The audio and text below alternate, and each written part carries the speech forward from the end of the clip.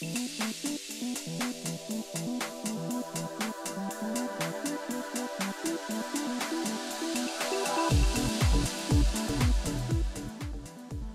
what's up? This is Mikey and welcome to Electrek. Mercedes is launching the new EQS. They're calling it the first electric vehicle in the luxury class. Let's take a look at the claims and see if it stands up to the unforgiving barrage of internet opinions. Thanks for watching Electrek. Before the unveiling, we covered the EQS and its journey to launch. 3 years ago, they talked about the EQS following the EQC. Now, the EQC never made it to the US market, and they passed go, collected 200, and now here we are with the EQS. As usual, the concept car was kind of far out there, and through some taming and pruning, we have arrived at a pretty good looking and still futuristic automobile.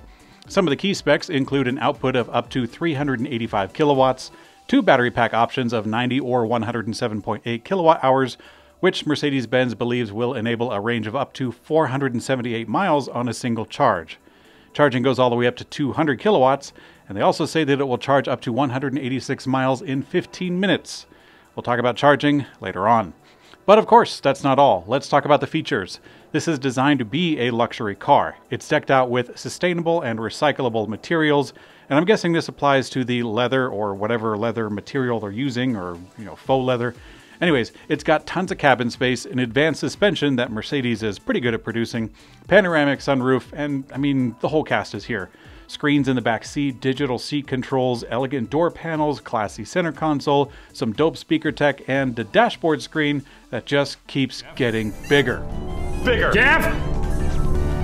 Bigger! Jeff! Mercedes is so proud of this screen that they did a whole entire reveal just for the screen. This is a 55-inch screen from vent to vent, and it is the heart and soul of the controls. Or maybe it's the brain, or the stomach. Anyways, it's called the new MBUX Hyperscreen. Mercedes describes it as a living thing with senses and organs powered by artificial intelligence. Oh, I guess maybe it is the stomach after all. They wrote about it saying, quote, "They measure distances, speed, and accelerations, lighting conditions, precipitation, and temperatures, seat occupancy, as well as the driver's eyelid movements or the passenger's language. This wealth of information is processed by control units that, controlled by algorithms, make decisions at lightning speed. So they are the brain, so to speak." I guess it is the brain after all. In the launch video, they show a visualization on that big screen that just looks like a fancy Windows media player, but it can do that times a million or something.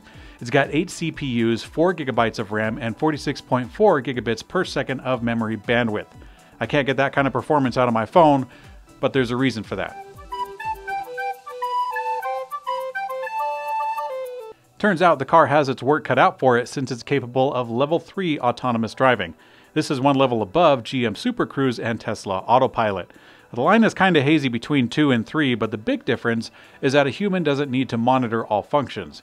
For level 3, the human has to remain vigilant and take override control. I guess it's kind of a mixed bag because the EQS has level 2 parking assist and level 4 automated valet parking. Now, I thought they were actually trying to split the difference or something and trying to be creative with the wording, but in the launch video, they talk about autonomous driving at level 3, so it should be fine. Our EQS will be able to drive by itself at level 3. They're calling their system Drive Pilot, and the hardware uses radar, LiDAR, and cameras. They're combining autonomy with navigation. I think this is a wonderful and obvious move. Using this, Mercedes touts the electric intelligence will maximize range, accounting for weather, topography, and charging stops. I gotta say, I love this. I love driving cars just for the sake of driving cars, believe you me, but I also like to go places. And the shortest distance between any 2 points is... Wait, where are these again? Mercedes is offering 1 free year of charging on their Ionity network, but I don't know where these are. I couldn't find a map online for the USA, either in the desktop or searching for their upcoming application for a phone. I can only hope that this charging network is under construction in the USA. With a range of almost 500 miles, they don't have to build too much. One way or another, the EQS is the first foray into a lifelong EV product line. The EQS is Mercedes' first dedicated EV, rocking a skateboard platform, and it will be used in a variety of EVs in the future. They say they can scale it up or down, side to side, do-si-do, and the EQS as it stands is rocking 2 motors, all-wheel drive, and they say that in the future they will have a version with 560 kilowatts of power. Mercedes says that their interior is like a personal concert hall. They brought on Alicia Keys to highlight that note. Mercedes is really trying to hit that luxury note, so let's do some snap comparisons. Tesla has eaten into the luxury market for a long time now. Just ask Lexus. I like luxury cars as much as the next guy, but when I got in a Tesla for the first time, I really didn't get that luxury feeling. You know, I kind of had in mind pillow top seats, a big old bench, steers like a cruise liner, but Tesla simply didn't have that. Perhaps the new refresh of the Model S and X will crank up that dial a bit, but Mercedes is trying to beat them to the punch. They already have a reputation for luxury cars, and I'm going to guess that that's going to eat into a little bit of Tesla's sales.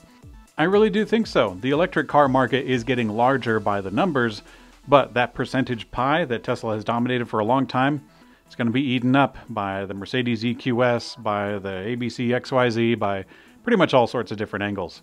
But between the Model S and the EQS, which one would you choose? If you're on the fence, be sure to drive one first and let me know how it goes. I wish I could leave you with Grammy award-winning music, but I don't have the budget to pay for that kind of royalties, so I'm going to use some free music stuff.